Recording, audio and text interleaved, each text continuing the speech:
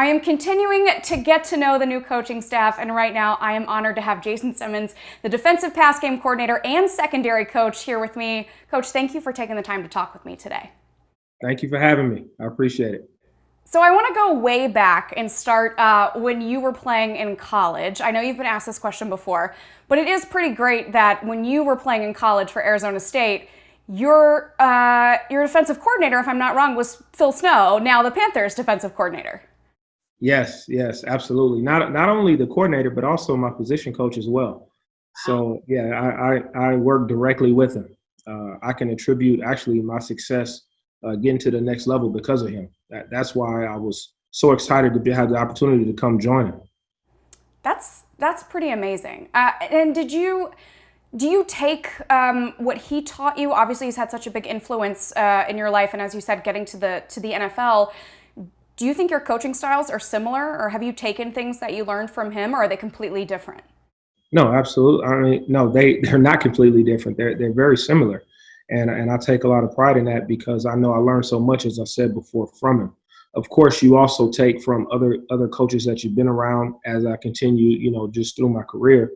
But the foundation of football I learned from him. So, whenever somebody gets you at 18 years old and you're just learning, I think they more so mold your football IQ or football acumen. So, I mean, he's helped me really build that. And as you said, it was a big influence in you getting to the NFL. You had a 10-year career in the NFL. I was just wondering, what is your most memorable moment from your playing days? Not necessarily the best moment, although it could be, but what's the thing when you think back on your career when you were playing that really sticks out to you? Wow, that is a tough question. I've never been asked that question. And I say that because for me, what I did was I know I found myself as a grinder, but I never took time to really appreciate it. So I just can't speak to one thing. I know I've been in several championship games. That's why I'm always telling my players, you got to grind, but you also got to enjoy this thing, but definitely getting to different championship games. I enjoyed my time with the Steelers and I enjoyed my time with the Texans. So not one in particular. When you don't win the Super Bowl, you don't have that one. I just always fell short of getting it. Well, and then on the other side of it, when you have a career as long as yours in the NFL, you're going to have multiple moments. So you're being very humble about that. But over a career that long, I'm sure you've got quite a few moments that stand out to you. So after the NFL, you were with the Packers for a long time, and we are obviously going up there in December, up to Green Bay. And so at the schedule release show, we did a show, we talked to a bunch of players, and they said that the first thing they circle are those cold weather games. And obviously, Panthers players were looking at that game. It's in December. I don't think it must not bother you, right? Because you've been doing it for so long. So what are your tips for staying warm up there, not letting that cold environment bother you? Well, tips in terms of staying warm is just more so you got to layer up. Okay. What my advice will be to the guys is you got to realize they're cold too. That's the thing. Trust me, you don't get used to freezing temperature. You get used to cold temperature, but not freezing temperature.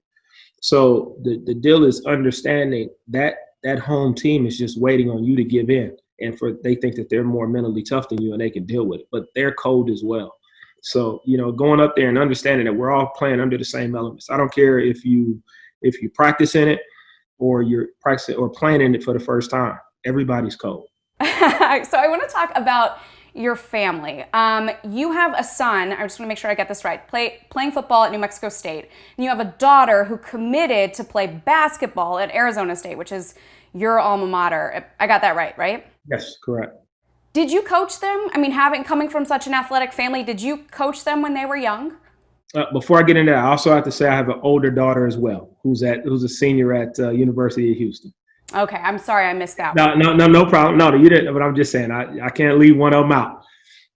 But I did. I enjoyed it. But as any father, regardless of what information you think you can give to your kids, at some point you got to let them go because they stop listening to dad.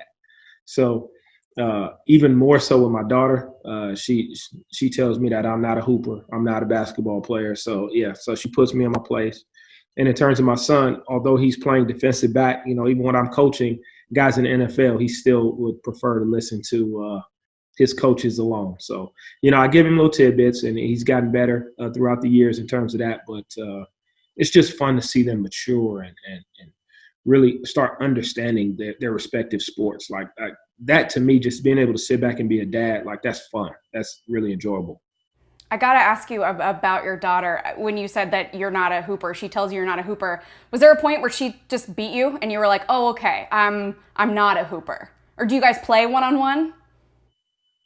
We mess around a little bit. And she crossed me up the other day, and she just thought it was the funniest thing in the world. She didn't even finish the layup. She was just so excited, just took the ball and just started running around. So I got to live with that, but that won't be the last one-on-one deal that we have against each other.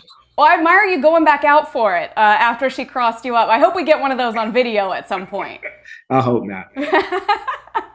Well, Coach, it sounds like you have, all three of your children are very accomplished. I know you must be so proud of all of them. Oh, absolutely, I am. Well, look, I really appreciate you taking this time, letting me get to know you just a little bit better. This was a blast. Hey, thank you. I appreciate you having me.